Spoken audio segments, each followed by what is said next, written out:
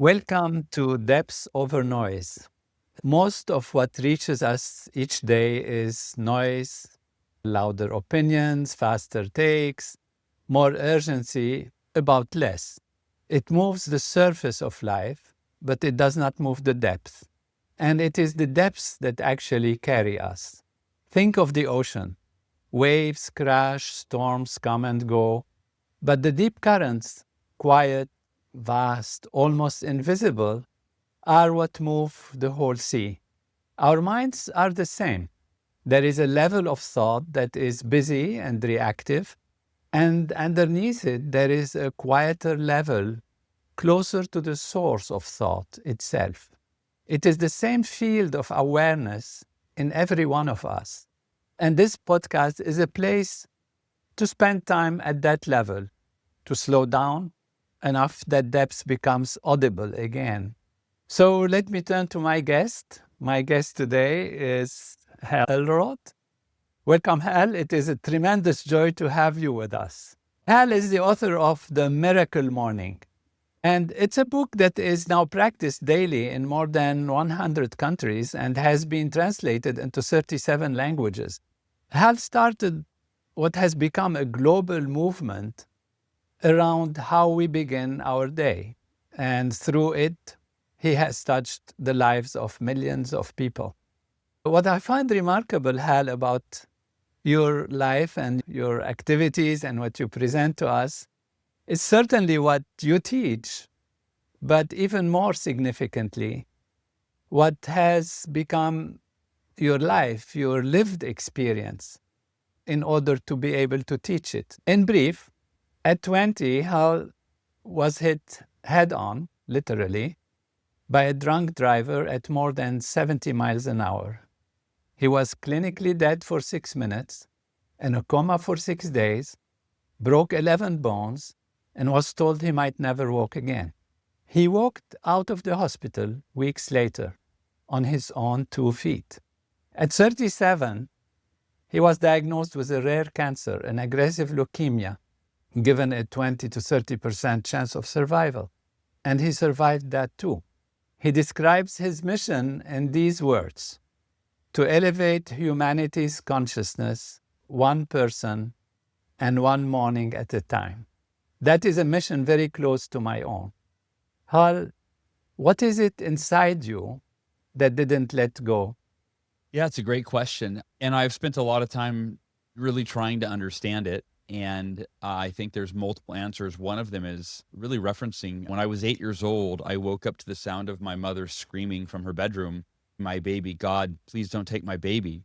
And I ran across the hall and I found my 18-month-old sister Amory lifeless on the bed, and my mother performing CPR and mouth-to-mouth resuscitation, or one and the same. And my sister died that morning. And my parents were devastated. Our family was devastated, but especially my mom and dad. And within 6 months, my mother started a support group to help other parents who had lost children. And she led that group every month for over 10 years. My dad started a fundraiser that he also led for 10 years to raise money for the hospital that cared for my sister while she was alive.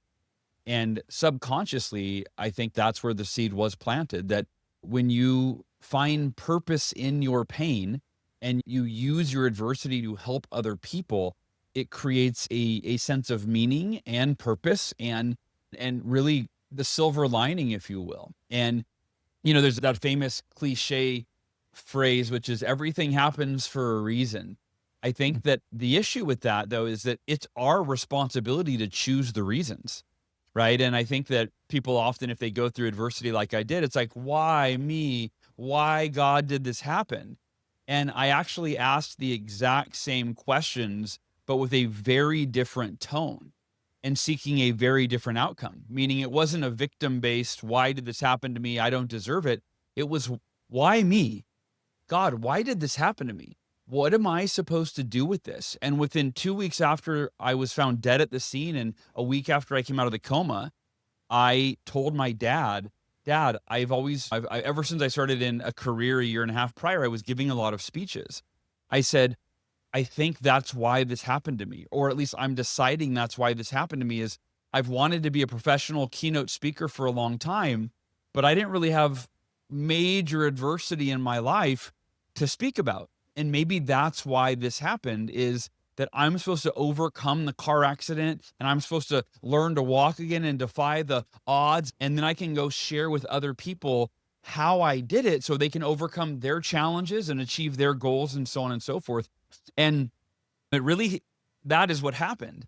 But I really believe it goes back to it being our responsibility. It was, I think I manifested that and co-created it with God, however you want to look at it. But it was because of the mindset, I'm going to overcome this, learn from it, become a better version of myself, and then help other people. And I think that's why I was able to take that adversity on in the way that I did. You're lucky that at a young age you had such parents who, Yeah. both of them gave you the example of what it takes and what they do. And when we are children, we are young, we get molded a lot in that format. And now I feel as if you wanted to be the parent of everyone. And you also wrote something for the after 50, which means we're not always molded completely. There is always the possibility to take our life back again in our hands, because people might think he had a chance to be with such parents and to have such example, although it was amazing adversity and you really overcame it, which is also incredible. What about people who didn't have such parents, who didn't at young age give them the power, the energy, the outlook that you had, and now you have millions of experiences with people? Yeah. So what you would say to that? It's the exact same lesson, that it's our responsibility to choose the reasons for the adversity in our life that empower us to be better versions of ourselves. And I think about my COO on my Miracle Morning team. Her name is Tiffany. She's worked with me for over a decade. She had a very difficult childhood. I won't go into details, but very difficult parenting or lack thereof. And she's one of the most remarkable human beings you've ever met. She is kind. She has integrity at the highest level. She serves. She's a servant leader. And she has every excuse. If she would have been a victim, it's not my fault I am the way that I am. My parents never modeled integrity for me. They never modeled love for me. They never modeled servant leadership for me. So certainly she could choose that victim mentality, but she's chosen to become the best version of herself despite not having an example from her mom and dad. And so, yeah, so it's like anything in life. I could have said, oh, the car accident happened, so that's my excuse. Or my parents were terrible to me, that's my excuse. Or the economy's bad, that's my excuse. Or we take 100% responsibility for our lives and ourselves and how we show up in the face of adversity, and we use it as an opportunity to learn and grow and become better than we were before we encountered the adversity. So no matter what you are, where you've been through, circumstances that are favorable or not favorable, one can take one's life into one's hand. And that's what you have not only taught, but what you have shown through your own personal life. You've overcome adversity for yourself, and then you have projected that to help others. Many people feel lonely in the current times. They might blame, as we just discussed, as you just said, circumstance, feel unlucky, incapable. And you talk about caring also, that it means living with purpose, regardless of circumstance. So trauma can either weaken or strengthen our ability to care.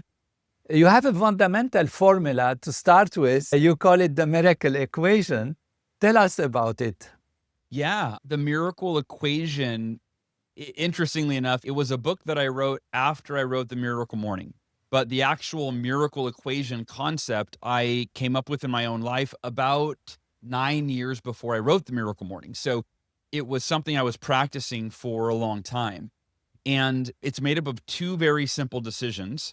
And these decisions are what enable ordinary people like you and I, or anyone listening or watching, to achieve extraordinary results in their lives. And the two decisions I'll share right now, I'll preface them by saying they are deceptively simple in their explanation, but very rare in their execution. So here's what I mean. The first decision is unwavering faith. The second decision is extraordinary effort. If you study anyone who has overcome or accomplished something extraordinary in life, where they defied their own limiting beliefs and self-imposed limitations and fears and so on that we all have, number one, they made a decision to maintain unwavering faith that they could do the thing that they were afraid of. It was the faith that replaced the fear, or the faith that enabled them to take the next step forward and the next step forward, and then encounter an obstacle and fall backward and feel more fear. But the faith that didn't waver kept propelling them forward. But the average person, or the average version of ourselves, I should say, we all are an average person in a way, and we have extraordinary capabilities within us. But the average version of us, when things aren't going the way we want them to, the faith goes out the window. You lose faith, and it's replaced by fear and self-doubt. So that first decision, the reason it's a decision, it's okay, I know I'm going to stumble, I'm going to fall, I'm going to feel fear, but my North Star, that decision, will be unwavering faith, meaning when the faith does waver, I will recommit to it. When I feel fear, I will replace it with faith. So that's the first decision, unwavering faith. And I've applied that to when I was diagnosed with cancer and told I only had a 20% chance of surviving. I had to maintain unwavering faith that I could beat cancer and live a long, happy, healthy life. And there were many times when that faith wavered and I felt fearful and I thought, what if I die? And I was sick, and 700 hours of chemotherapy. I was on death's doorway multiple times. That's why the decision is to maintain unwavering faith. Therefore, when it wavers, you recommit, you reinstill that faith. And the second decision, extraordinary effort. If you study the world's most successful people, they put forth extraordinary effort. And that doesn't mean that you have to work 80 hours a week. It means that you have to do what's necessary in the moment that it's necessary, whether you feel like it or not. That's what makes it extraordinary, because the average version of us does what we feel like, which is, I was putting forth the effort, but now I'm not on track for the goal. Now I encountered a failure. So now my faith is wavering. Therefore, I don't feel like putting forth the effort. So now I'm not going to. And there goes every chance of achieving the extraordinary result that we want in our lives. So those two decisions, I believe, are the fundamental, simplest distillery of what we need to do each and every day. Maintain unwavering faith, put forth extraordinary effort by doing the thing that's required in the moment that it's required. This is profound. In what you said, there are so many things to unpack, in fact, because you associate success with faith and, of course, the effort behind it. When faith connects with success, this tells us something about the fundamental reality of life, because when we talk about faith, it's something very subjective in a sense and very personal, and it demands a belief in a certain worldview and a certain perspective about things that happen in life. To have faith means to believe that we are actors in our life. We are able to make a difference, and we are able to overcome a certain obstacles or challenges. So you think about it, if you have faith in a divine power, but you don't have faith in yourself, then you're just a passenger in life, hoping and praying that someone or something else, God, luck, the universe, takes care of you. But I just picked up my phone. That's proof that I'm actually in charge of what I do. I don't think God decided before I was born that I was going to pick up my phone in that moment. Now, again, that's a philosophy of predestined, but I'm going to put it down. I'm going to pick it up. I'm going to put it down. And in life, great example is it's cause and effect. If you are physically fit and very strong because you lift weights every day, and someone else goes, no, I have faith that I'm going to get really physically strong, but I'm not going to do anything. I just have faith. And so it's yes, I have faith in the unexplainable higher power that is God. I believe that I am a miniature version of that. I am a creator of my reality, both internally and externally. And so I believe in co-creation very much. If we've ever put forth unwavering faith and extraordinary effort, then we've experienced those miracles in our lives where you go, wow, it worked out in a way that I could not have planned for, but everything came together because I maintained faith. I put forth the effort over an extended period of time, and everything worked out. And so I have faith that things will work out because I've applied that miracle equation back in my sales career, and I broke records and did things no one had done before. And I felt like I didn't do it on my own. There was some other force that was bringing the right people and opportunities and the words that came out of my mouth that I didn't even know where they were coming from.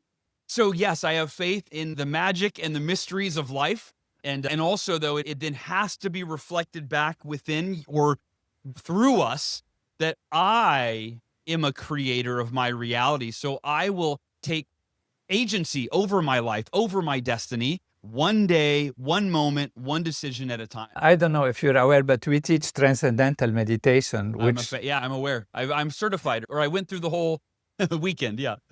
Ah, that's wonderful, wonderful.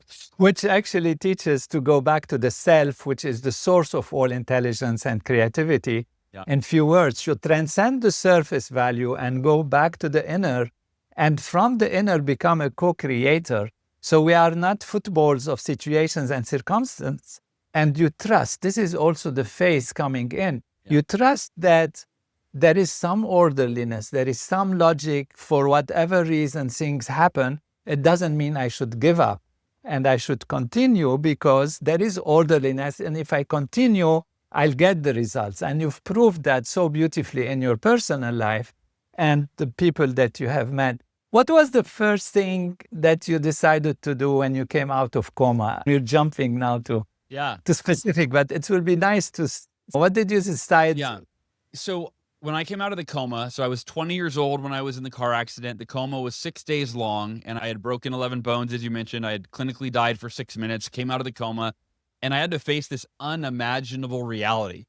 And one of the first conscious thoughts that I had was something I had learned a year and a half prior in my Cutco sales training. What I had learned in my Cutco sales training is called the 5-minute rule. And it states that it's when something goes wrong, anything goes wrong, you face a challenge, adversity. And we were taught it in the context of the challenges we'd face as sales reps. My manager, Jesse, at the time said, the 5-minute rule is your secret to overcoming your adversity very quickly so that it doesn't make you emotionally distraught and you can just keep moving forward toward your goals. And it said that when something goes wrong, you set your timer for 5 minutes and you give yourself 5 minutes to feel every emotion that comes up. Sad, angry, depressed, scared, fearful, whatever it is.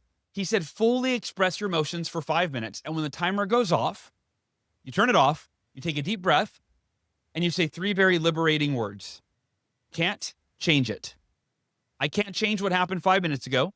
So now I have a choice. I can either continue dwelling on the past, wishing it were different, wishing it didn't happen, and causing myself mental and emotional pain, or I can accept my reality exactly as it is. I might not be happy about it, but it's more powerful. I'm at peace. It's about choosing acceptance for the purpose of allowing yourself to be at peace with the reality that is now in front of you versus resisting reality and fighting it and wishing it were different, which resistance is the source of all of our emotional pain.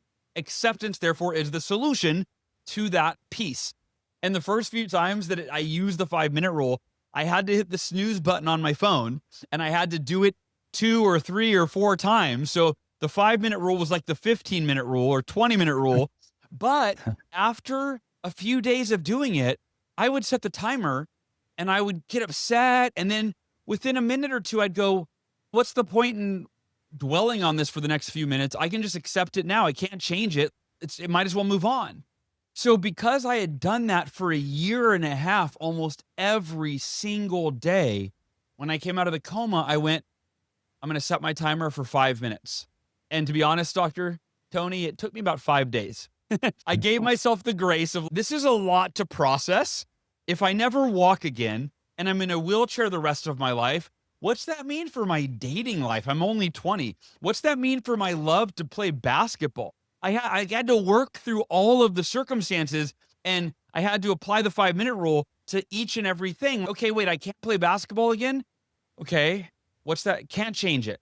I'm dating in a wheelchair. What does that mean? Okay, can't change it. So I worked through all the different thoughts with the 5-minute rule and the acceptance approach. And within a few days, the doctors called my parents in 1 week after I was out of the coma, and they said, we're concerned that Hal is in denial or he's delusional, because he's always smiling and laughing and joking and making us laugh. And they said, that's not normal. And they sent my dad in to talk to me. And he said, Hal, the doctors are concerned that you're in denial or you're delusional because you're always upbeat. How are you really feeling? And I went inside and I really reflected and thought about that. Am I sad? Am I scared? Am I depressed? All the things the doctors think I should be. And I looked at my dad. I said, Dad, I thought you knew that I live by the 5-minute rule. It's been 5 days or a week since the car accident. My 5 minutes are up. I can't change that I was in a car accident, so there's no value in wishing I could or wishing it didn't happen or feeling sorry for myself. The only logical choice I have is to be completely at peace with my new reality. And from that place, I can then be grateful and happy and all the other things that I want to experience in my life. And that was my first thought that liberated me from the suffering that I would have otherwise experienced had I not accepted my reality exactly as it was. Can't change it. Amazing. Come back to the Power of Caring book, because it clearly separates conscious caring from forced positivity, where conscious caring means being able to feel and work through despair, while toxic positivity is just avoiding feelings. From a brain science perspective, real optimism actually comes from processing emotions, not ignoring them, as you beautifully express. And in great philosophies, ancient wisdom, equanimity, being able to face the situation, that's what can change it. It's like maintaining your equanimity, your balance. Yep. It means being fully present without holding on too tightly. And you kept a hope alive, you through this experience, without pretending pain isn't real. So people look at you and see relentless positivity. What does the inside of that actually feel like on a hard day? Yeah, no, that's a great question. I think it feels very similar to how it feels for anyone else, right? Which is when you experience the challenge, the adversity, you're having a hard day, but acceptance is the lens that I respond to everything in my life. So think about this. If you wake up feeling depressed, your response determines how that feeling affects you. So depression, here's an example. You wake up feeling depressed, and if your response is, if it's resistance, why do I feel depressed again? When am I going to wake up and feel good? It's the response, the resistance to the depression that actually perpetuates the emotional pain you're experiencing. On the other option is, okay, I feel depressed today. Man, why do I feel depressed? That's how I feel. So I'm going to accept the feeling and be totally at peace with it, so the depression has no power over me. So same challenge. One person resists reality and wishes it were different and perpetuates and amplifies the pain they're experiencing. The other person accepts reality exactly as it is, breathes into a state of peace, and it doesn't really have a major negative impact on their life. Same challenge, same adversity, different response. Resistance causes pain, acceptance invites peace, and that's what I do on a hard day, is I choose acceptance. That's wonderful. You really describe the difference between healthy optimism and pretending things are fine. It's just really conscious awareness of what we are, where we are, what can happen to us, what can we change, how to do it, and trust in life. That's why this podcast is called Depth Over Noise, which means there is noise, these things that we live through, and there is depth. Yeah. And you are an example of depth. It's really beautiful and amazing. Are there moments where you lost hope, let's say in diagnosis of leukemia? What did you do? Yeah. So the day that I was diagnosed with leukemia and given a 20 to 30% chance of surviving, the reframe that I did is I decided there's a 100% chance that I will be among the 30% of those who survive this disease, because I will do everything that they did to survive and infinitely more. So my mindset was not I have a 30% survival rate. That's based on everyone in society that gets the disease, those that give up hope, those that don't eat healthy, that don't take care of themselves, that don't maintain faith. So I didn't see myself as part of this global statistic. I decided I'm part of the 30%. That's it. So there's a 100% chance that I'm going to make it. That was number one. On the days though where I was so sick from chemotherapy that I just didn't want to do it anymore. I just wanted to die. I couldn't handle how bad I felt. In those cases, having a reason to live that is bigger than yourself or more compelling. My children, my wife, and you could really say it's having a purpose. And my parents, the people who loved me. I wasn't willing to die because the people in my life who wanted me to live. So when I didn't want to live, my purpose was bigger than the lowest point that I faced. So yeah, all that is to say that all the positivity, all the tools, all the acceptance, the miracle morning, all the things, there were still times where my brain chemistry from 3 years of pharmaceutical drugs and chemotherapy, it was bad for six or so years. And it's only been in the last year of consistent faith, extraordinary effort, doing my miracle morning every day, connecting with God and deepening my spirituality, all of that over a very long period of time, over half a decade, is what it took for me to get my life back. Amazing. So you have learned from millions of readers and people who come through your life and through Miracle Morning. What is the common thread you've seen in why people stop caring about the things that matter most to them? It's a great question. And the first answer that comes to mind is distraction. Is that we live in a world where we are more distracted than we have ever been. And our nervous system wasn't meant to handle dozens and dozens of text messages and emails and social media posts and notifications and beeps, and that's not normal for a human being. We are distracted with text messages and emails and notifications and so on and so forth, other people's priorities, not our own. And so because we were distracted, we literally drift further and further and further away from who we are at our core, who we are meant to be. We're literally being reprogrammed by society, by technology, by media. Whatever you consume it reprograms your subconscious mind. So if you're watching TV every day and watching movies and paying attention to the news, from 2020 to 4 or 5, I went from being someone that never watched the news to feeling like I've got to know what's going on with COVID and this and in the economy and all that. And that, I really believe that was the same period, not coincidentally, it was the same period that I went through my deep, deep depression. So was it the chemo? Was it the sleep deprivation? Or was it the fact that my consciousness was being bombarded with fear-based news and information? And so I finally had to make the disciplined decision. The miracle morning, to me, is the most important daily practice, because instead of starting your day with your phone and hijacking your nervous system and your attention and robbing yourself of intention, the miracle morning starts your day with those practices you mentioned, the savers, silence, calming your nervous system, getting centered for the day, clearing your mind so you can access the wisdom of God or your highest consciousness. The A is for affirmations. In not the cheat, goofy kind of affirmations where you affirm you're something that you don't actually believe that you are, but you're affirming what's most important in your life. Like you said, what matters most.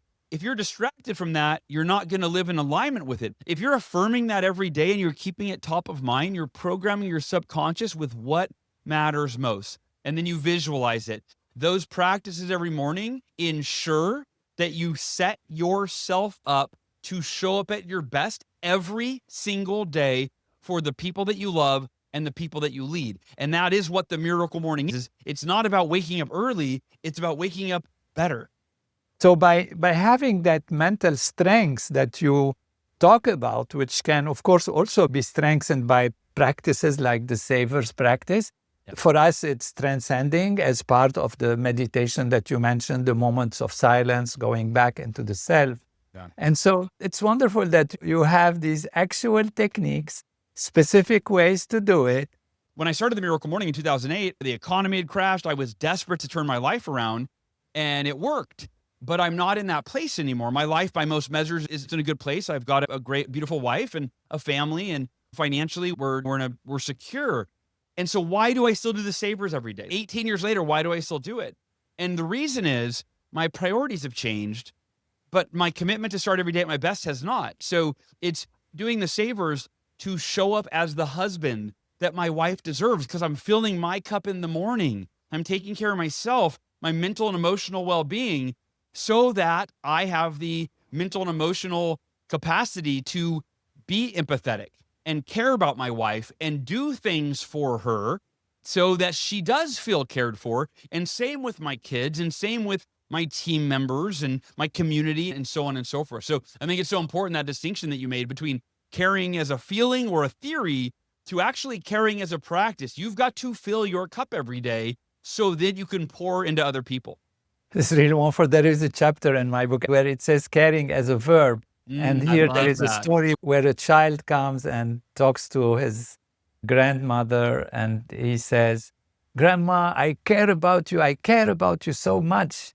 And expected that will be embraced and all that. And the grandma says, "What are you going to do with this caring?" Yeah. The thought is, what are you going to do with it? It's a verb. It's an action. I love that.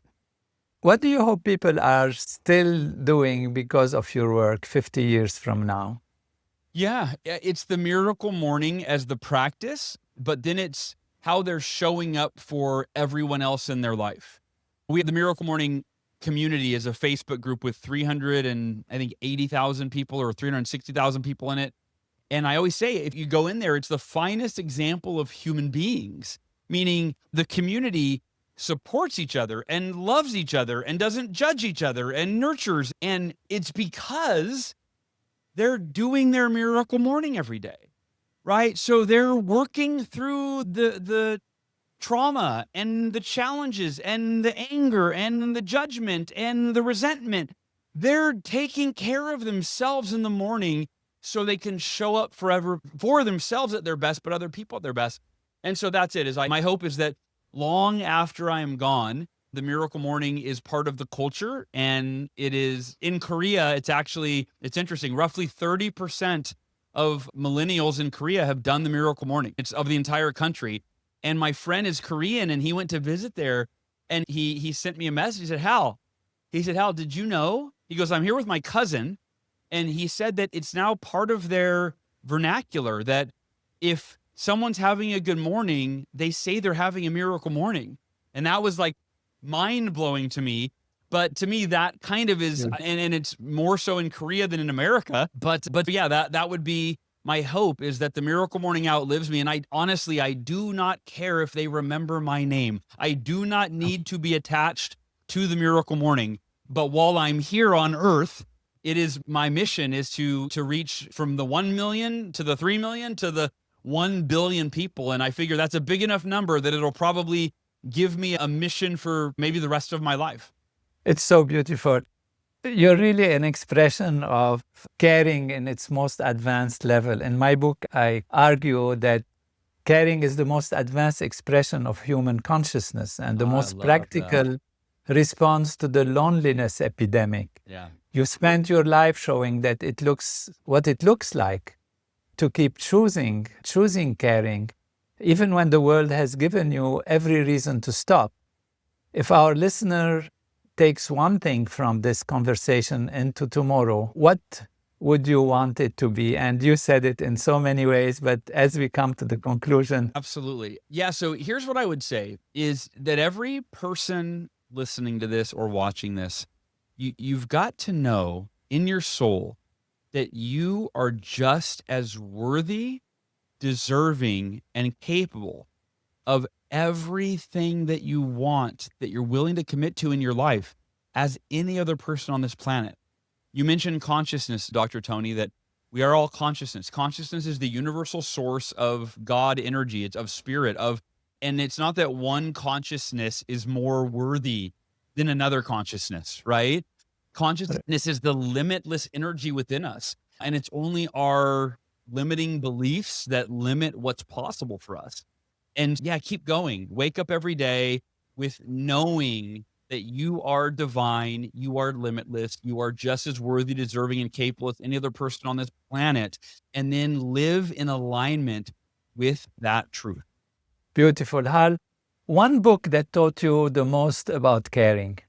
Most about caring, that's a great question.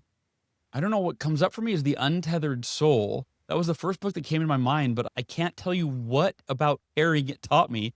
I just remember that book made me want to be a better person for other people. So you are such a caring person. That's why I ask you this way. What is the hardest caring decision you've ever made personally? The drunk driver who almost took my life, I made the Wow. decision to care about him. And when Wow. I went to court, the judge wanted to give him 3 years in prison. And I recognized that I found out he was a dad he had a child, he was married, he was 31 years old. And my caring was to ask the judge to give him minimal jail time, 6 months at the most, and then give him a sentence of the next 2.5 years speaking at local high schools and sharing his story so that it could actually hopefully prevent someone else from doing the same thing. One person who modeled caring for you when you needed it most? My dad. I'd say my mom and my dad, but if I had to pick one, when I was diagnosed with cancer and I told my dad, he got on a plane, he flew out to visit me in the hospital, and he didn't leave my side for 6 months until I was through my treatment. And he was an executive for a company, he still is. He called his CEO and said, "I'm not coming back until my son is well. I love my job. I hope I don't lose it, but if you can keep it for me, great." But he was willing to give up everything he had worked for to be able to care for me. Finish the sentence. Caring is? The fundamental joy of life. Fabulous. So great to have you, Hal. It's amazing. Everyone who's listening, visit miraclemorning.com for the Miracle Morning book and more from Hal Elrod, our great guest, an amazing personality, an amazing, caring, loving, supporting in a not sentimental way only, but in an organized way with techniques, means, ways to do it in the most easy and perfect way for life to be lived in greater and greater perfection. Such a joy to have you, Hal. Thank you so much. Very enriching, very inspiring. Thank you, Tony. I appreciate you. A really great conversation. Absolutely wonderful. What I just heard from Hal Elrod was one of the most concentrated illustrations of what the power of caring is actually about. Not as theory, but as lived practice. 3 things from his story land deeply. The first is the source of his resilience. At 8 years old, Hal woke up to his mother's screams. His baby sister had died in her sleep. Hal grew up watching his parents transform the worst loss a human being can experience into sustained service to others. He told us simply that this is when the seed was planted, that caring is not what you feel, it is what you do with the pain that has already arrived at your door. He carried that seed through everything that came after.